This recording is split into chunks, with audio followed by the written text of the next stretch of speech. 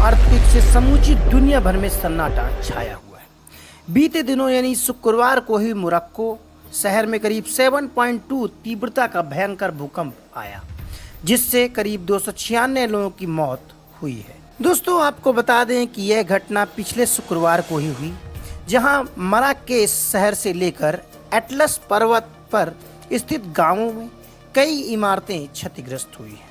वहीं मोरक्को देश के गृह मंत्रालय ने शनिवार को सुबह सुबह ही भूकंप के कारण कम से कम 296 लोगों की मौत होने की खबर समूची दुनिया को दी। इस घटना के कारण करीब 153 लोग अभी भी घायल बताए जाते हैं, जिन्हें अस्पताल में पहुंचाया गया है।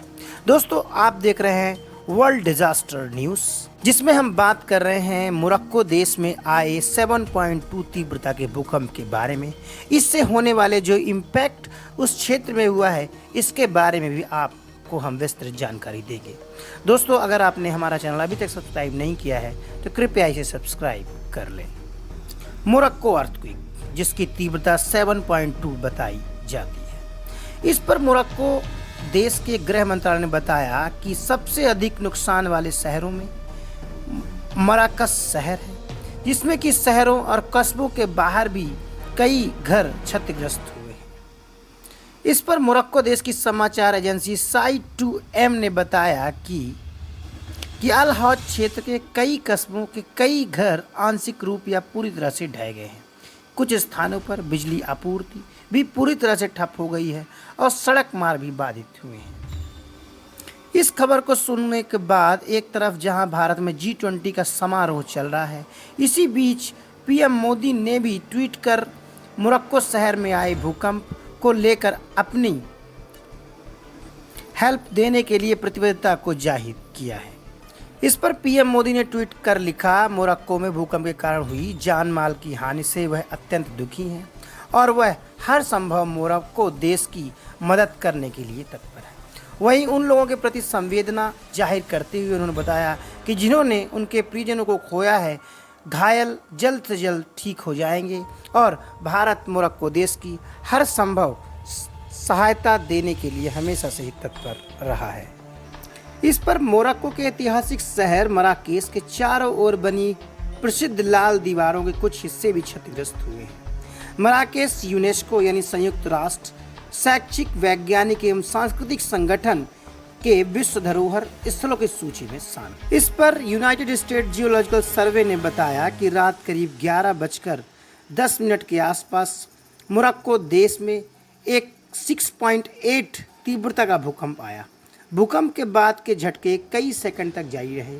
वहीं इस पर मोरक्को के राष्ट्रीय भूकंपीय निगरानी और चेतावनी नेटवर्क ने रिएक्टर पैमाने पर भूकंप की तीव्रता 7.2 मापी। इस पर अमेरिकी एजेंसी ने 19 मिनट बाद 4.9 तीव्रता के भूकंप के बाद भी झटके की सूचना दी। यानी इस अर्थक्वेक के बाद आफ्टर शॉक्स भी आते रहे और यही वजह है कि मोरक्को देश में करीब 296 लोगों की जान इस अर्थक्वेक के कारण चली गई है और वही 150 से अधिक लोग अभी भी घायल और हॉस्पिटल में बताए जाते हैं।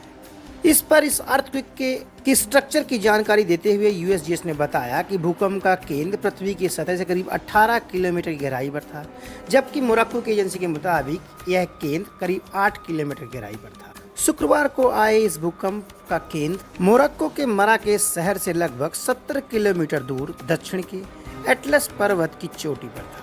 वहीं उत्तरी अफ्रीका में भूकंप अपेक्षाकृत कम ही आते हैं। इस पर नेशनल इंस्टीट्यूट ऑफ जियोफिजिक्स के भूकंपीय निगरानी और चेतावनी विभाग के प्रमुख लाकान मिनी ने 2M टीवी से कहा कि यह भूकंप अभूतपूर्व था। साथ ही उन्होंने टीवी इंटरव्यू यह भी कहा कि पर्वतीय क्षेत्रों में आमतौर पर इतनी तीव्रता के भूकंप नहीं आते। यह क्षेत्र में आया अब तक का सबसे शक्तिशाली भूकंप बताया जाता है। मोरक्को के अगादिर शहर के पास करीब 1960s में 5.8 तीव्रता का भूकंप आया था, जो कि एक हिस्टोरिकल अर्थक्वेक था। इसके बाद यह अब तक का सबसे बड़ा अर्थक्वेक है, जिसकी तीव्रता 7.2 नापी जाती है। वहीं 1960s में जब 5.8 तीव्रता का भूकंप आया था, जिसमें कई हजारों लोगों की जान चली गई थी। इस भूकंप के बाद मोरक्को के निर्माण में संबंधी कई सारे बदलाव भी किए गए हैं। इनमें से खास तौर पर कुछ इमारतों और कुछ भूकंप रोधी गांवों को भी बचाया गया है। दोस्तों आपको बता दें कि यह मोरक्को शहर में आया अब तक का सबसे बड़ा भूकंप बताया जाता है और इससे करीब 296 लोगों की जान चली गई है। दोस्तों यह इन्फॉर्मेशन आपको कैसी लगी कृपया कमेंट करके ज़रूर बताएं और हमारा चैनल सब्सक्राइब करना ना भूलें। नमस्कार।